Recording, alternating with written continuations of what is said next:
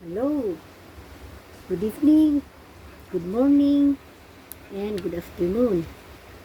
Sa ngayon, hindi tayo nagluto dahil busy at time na sa aming sa senior naman. Kaya, bumili ako ng pagkain sa labas. Ito, chicken. Ito lang ang natira sa ako ko kasi may ko. Ang pansit ko kahapon. Pansit at fried chicken. So, kaya ang binili ko na lang itong empanada from a famous restaurant here in Cebu. Masarap ito. This is a baked empanada. Hindi yan fried. Tapos itong halo-halo. Sarap. At itong natirang manok sa apo ko. So, kain tayo mga guwaps. May puso.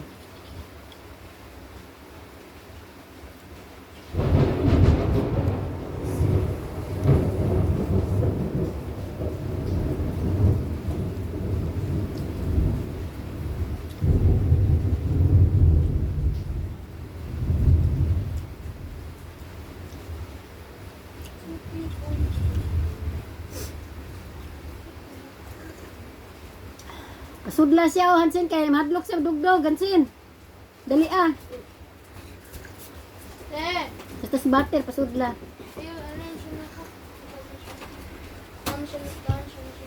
Si butter. Si butter to sa room.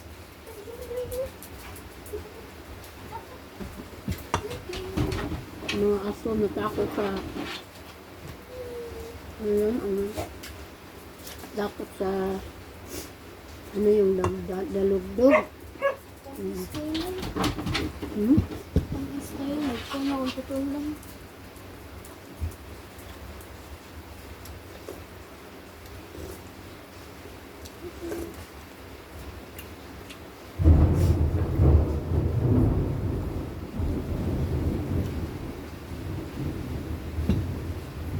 Gutom na ako mga box.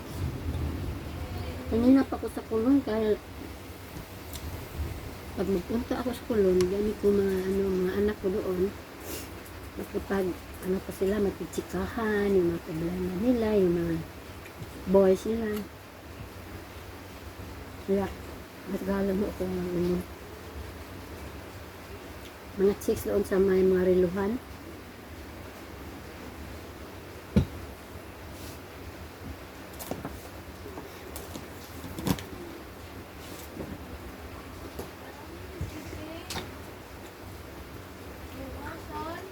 Ayaw lagi kay magdagandagan. Gala na.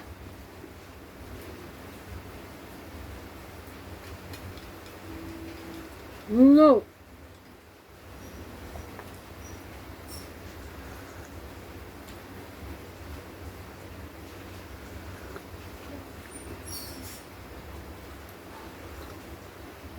Sarap ng coffee.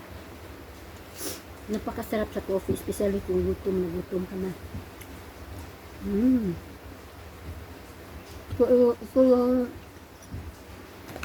masip aside ko na pansit ko kapura. Ito yung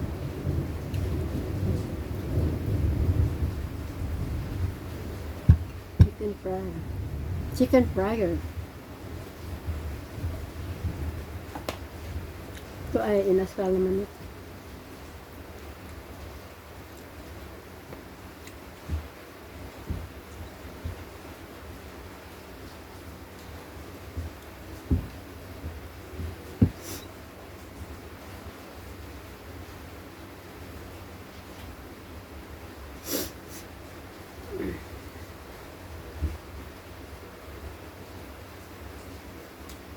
This is my favorite food in town. In the Philippines is my favorite food. Rather eating pork.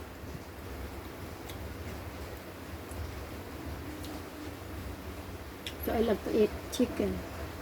Pero hindi po masyado kasi yung arthritis natin Kaya sila lang akong kumakain na ganito.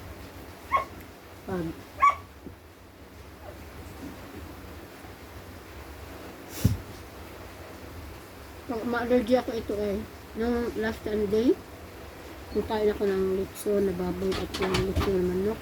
Saan galing yun? Ito. Hindi ko alam kung saan yung litso na yun yung binasa. Tapos ko, after kumain ako dito, parang mag-ano siya. Dito muna ang Makati, then later, if I'm scratch ko, ito ang marang ano siya, yung baboy at ito nga manok plus tambol.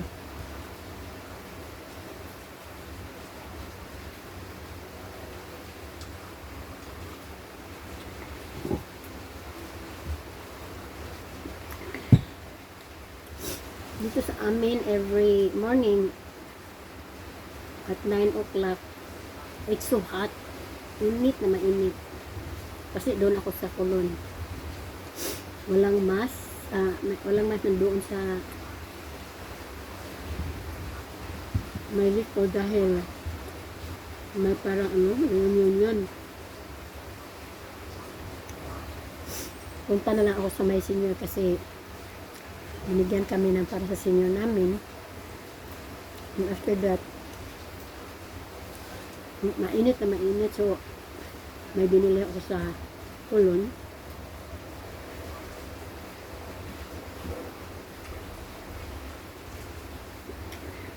Pagpupunta ko sa Kulon, maaga pa, yung mga mga anak, dami kong anak doon. So may nagtitinda na Marilo. Sa gayda ay sa hindi naman pwedeng palikuran sila na nakipag-usap ba.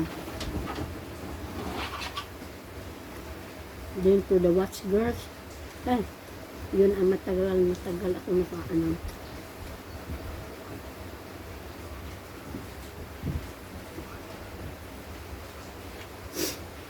Then doon naman sa may yun, 138. Hindi ako ng pressing ng cellphone ko. Nandoon naman yung chips doon na suki ko ng cover ng cellphone.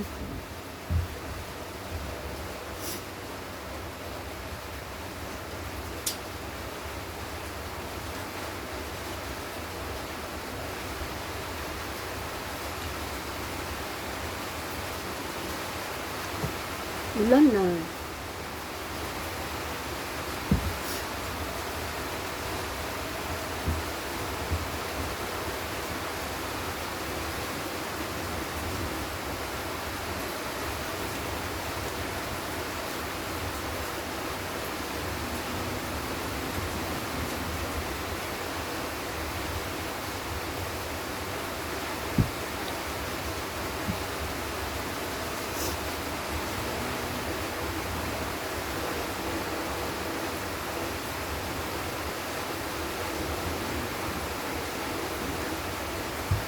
Actually, ang depensa sa restaurant o sa bahay.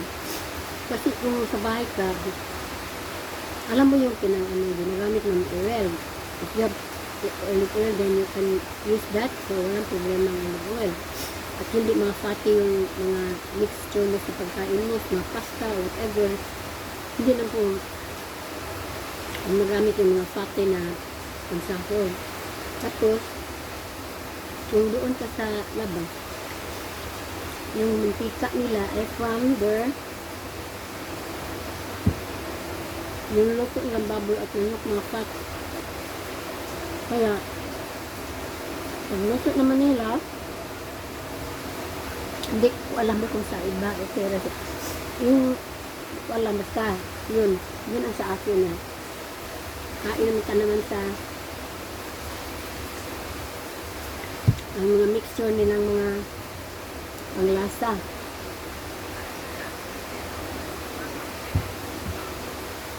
Meron isa dyan, hindi ako gumagamit ng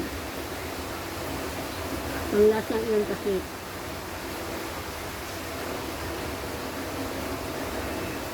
binabasa ko muna kung anong ingredients. Nandoon ang facts sa panglasang iyo. Kaya hindi ako magay. Yung isang brand, yung pinaka-oldest, maliit lang. Yung 5 pesos ko, matagalan pa yan.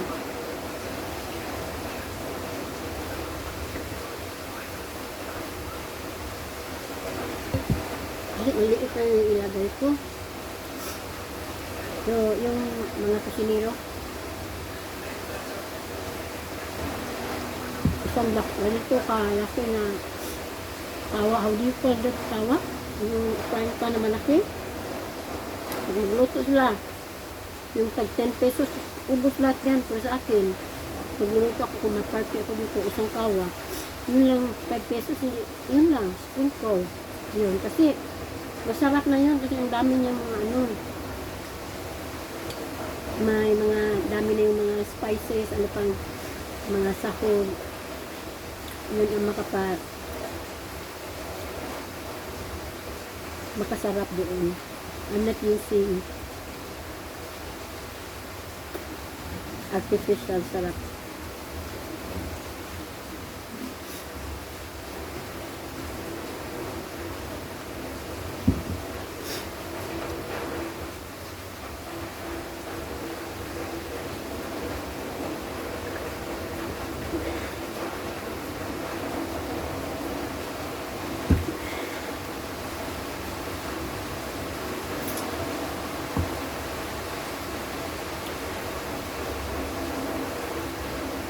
Hindi na naman ako kapunta sa garden ko kasi yung ulan. Wala ko kasi yung ano,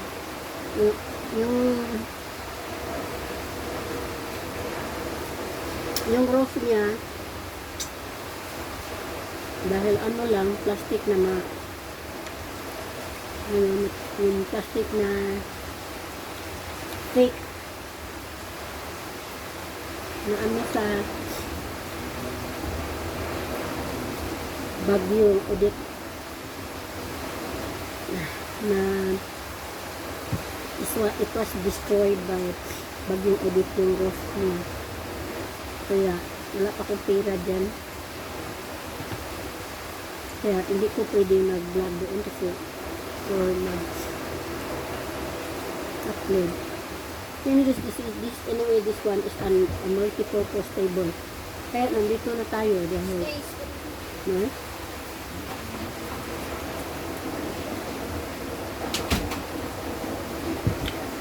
Itong table na to ay all-purpose. Dito sala dahil ang dining table ko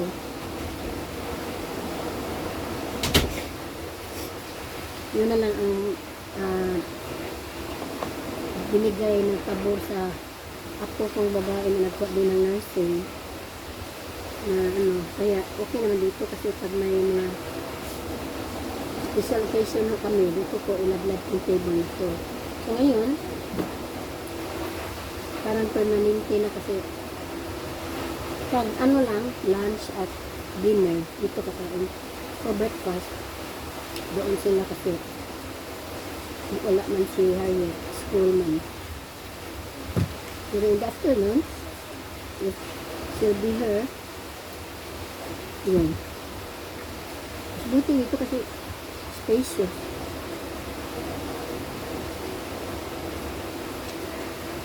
At you know what guys? Drops. Hindi ko na alam na ano ko, ganito lang ba? Nakatulog na pala ako. Yes, because, you know what? Because I like the place. So, I like, parang comfortable ako. Kaya, nakatulog ako at hindi ko na na-upload yung mga video ko sa gabi na. You know, I tried my best.